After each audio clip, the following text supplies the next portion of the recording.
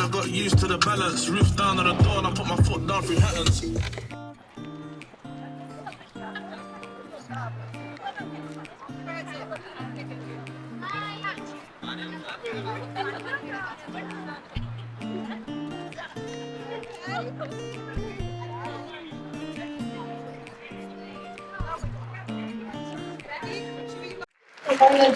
Tata. MLFA.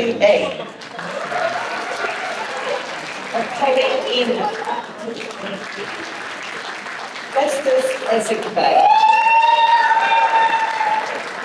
Alphalatio Fajibet. Take the normal fall and chain bait. Be outstanding. Many congratulations to all of you. We are really proud, very excited for what you're doing and what you're doing next. Congratulations to you all. Now declare ceremony closed.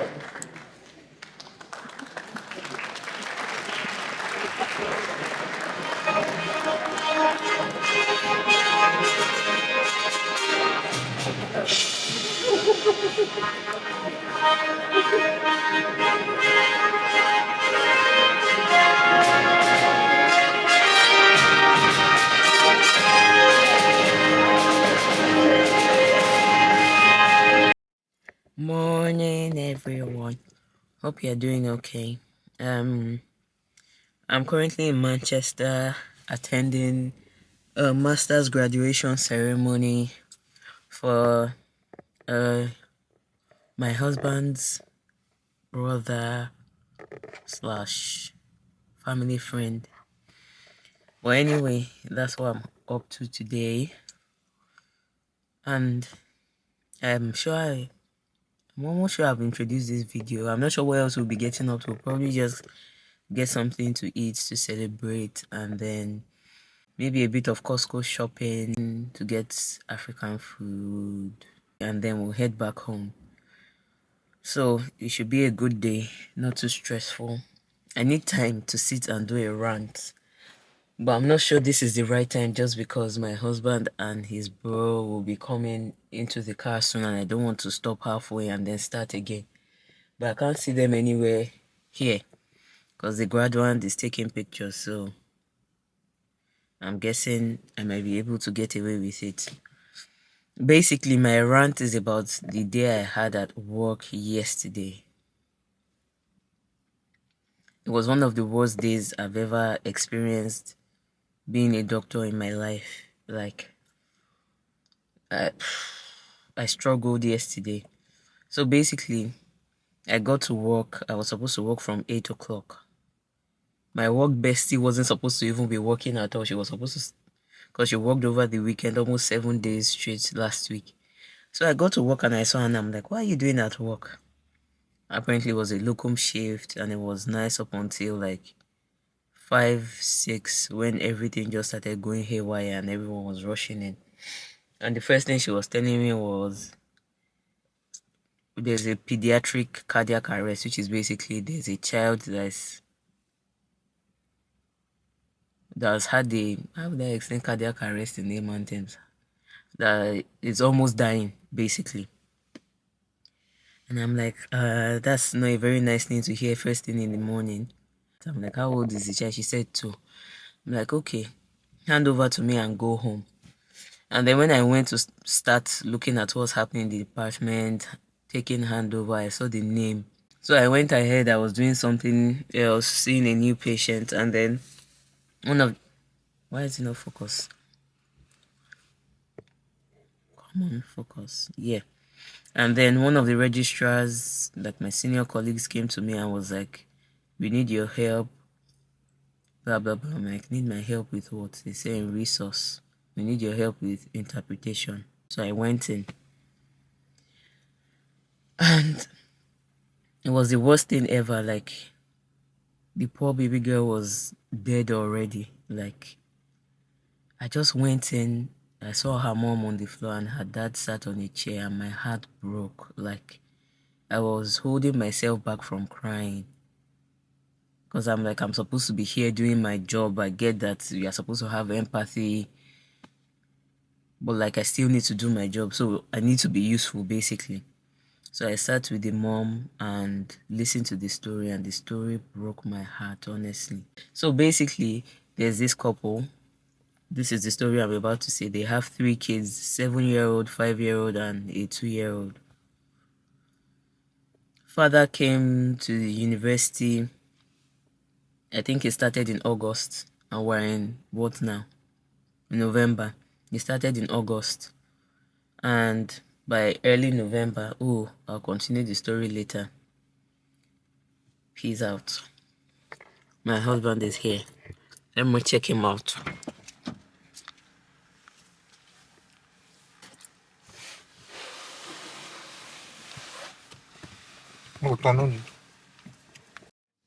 Yeah, so I'm continuing my rant at the moment. So basically, the wife and 3 children joined him sometime early this month, and they were absolutely fine. This is a family, very sweet, nice family, like your typical happy African traditional family. Like they joined him. Wife started working almost immediately, mostly night shifts because husband goes to school. But then because his family was coming, he had to move because he needed like a 3-bedroom house or apartment for a family of 5. Basically, the day before, the last child, their girl, started having some difficulty in breathing. The mom was like, oh, something is happening. What's happening? Sorry, back up a bit. The house he got, they didn't really like it, but they didn't have a choice because the one he actually wanted, it wasn't accepted because he was just coming into the country and all of that, renting issues. Now, this new house they moved in, boiler doesn't work, there's no heating. It's currently like minus something, that we're at like minus between 0 and like -5 is the temperature. You have little children. How is there no boiler working? He kept sending emails, calling the agents or agency that gave him the house, and they kept saying they will come to fix his. He needs to top up. He did everything and nothing was done basically. So come back. Night before, difficulty breathing. She wasn't playing as much, but she was still, when dad came back from school at about 7 o'clock, she still ran to the door. Welcome, daddy, carry me. And then around 11, mom noticed her breathing issues. She told the dad. She started doing like tepid sponging, warm water to mop her body and all of that. Gave her paracetamol. Went to bed. Around 4, obviously, mom wasn't comfortable, went to check on her. She's like, this girl doesn't look right. We need to get to a hospital. So they Googled and they found like a GP surgery. If you live in the UK, you know what I mean. They didn't find like the actual emergency. They found a GP surgery. Obviously, they are just coming. They are not driving. So they need to find something that is accessible to them. Found a GP surgery 15 minutes away, which was obviously closed. And the person came out and told them they are closed until morning. Try the next building. Of course, the next building was like another GP surgery and was also closed till the next morning. So they felt, oh, they've done their best and went back home. And then he had to call his brother in America, who then told him, oh, the emergency number is 999, call the ambulance, blah, blah, blah. And from everything they told me, by the time they were calling the ambulance, the baby was unresponsive, and the ambulance crew was telling them, or 999 was telling them to start CPR. And the child was already floppy by then. So by the time they brought her to A&E and they continued CPR for almost 45 minutes, because obviously as a child, you keep going until you can go no more. 45 minutes of CPR, of pressing the chest and breathing and everything, and baby was declared dead. Like, that's literally, I can almost say that's literally the worst day in my career as a doctor. Like, this is why I didn't want to specialize in pediatrics, because it just breaks my heart when anything happens to children. I love children and I thought I could do pediatrics, and then I realized these are sick children. I can't do it. I don't want to do it. It was a horrible day. Like, I spent the whole day with them because obviously, as I said, they just came to this country. They don't know anybody. They don't have any friends, nobody for any form of support, emotional, financial, spirit, no support whatsoever. It was a long day, but yeah, Everyone should, before you start jackpotting, please take deep breaths, find out about where you're going. Make sure you build some form of support there. It's abroad, is very lonely, it's you and your family, but there needs to be support because even in their church, apparently, they don't really know many people. They only know the only other Nigerian person in their church, and that one had gone to school. So there's literally no one. Like I was the face they knew, and they literally just met me because they didn't know anybody else. The only other person they knew had gone to school, and they didn't want to bother the person. It was sad. Like mom was shattered. Dad was trying to be strong. After some time, he just couldn't. And the two older ones obviously had to get checked out. By the time of course social services, safeguarding, police was involved, they went to the house. They're like the house was in a deplorable state. It was damp and cold, and it wasn't safe for the family to go back there, so they had to start trying to sort out accommodation for them. I had to go home, bring food for the kids and drinks. Like it was just a horrible day. I don't think I've recovered from it. I don't think I'll be recovering from it in a long time. Like more than half of us around there were just randomly standing and just crying. Like I came home, I cried my heart out, and then I continued because I'm like, very sad situation. But yeah, that's my rant all done. I'll see you when we're out. We're out here.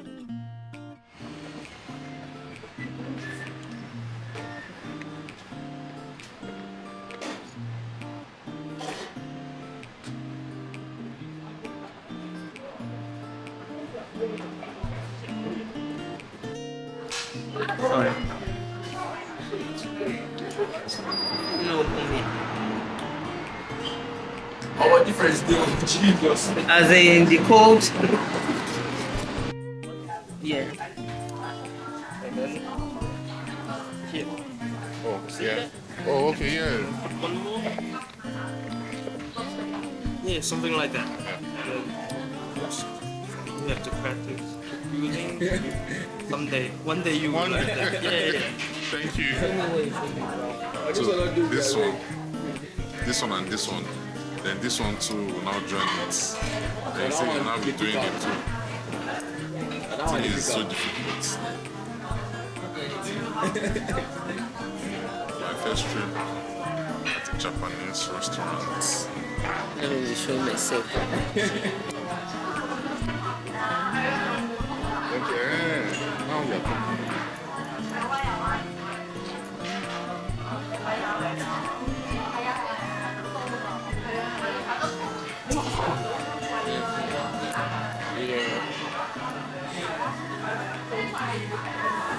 It looks like the fact that their food smells so nice.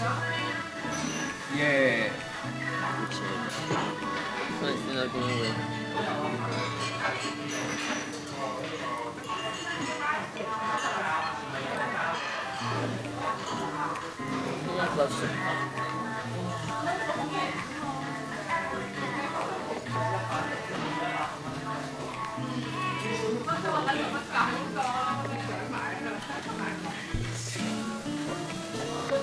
Ya me quedo bien.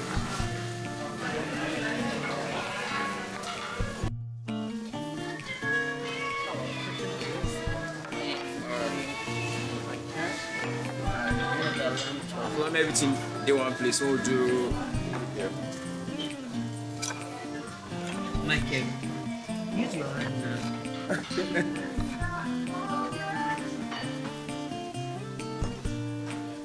Are you still it?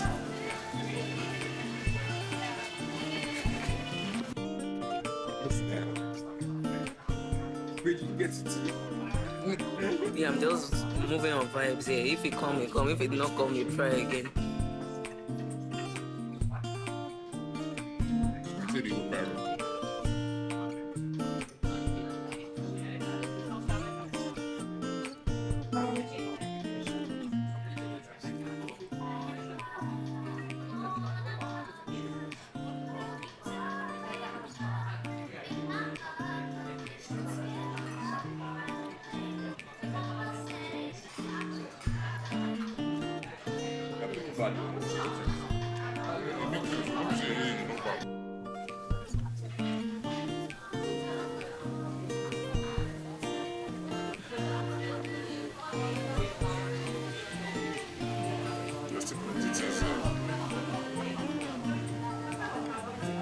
most of the things that are left are the things that were on the table when we came in. The Like sauces. the sharing plates. Okay, those sauces are fine. But these ones, we don't need them.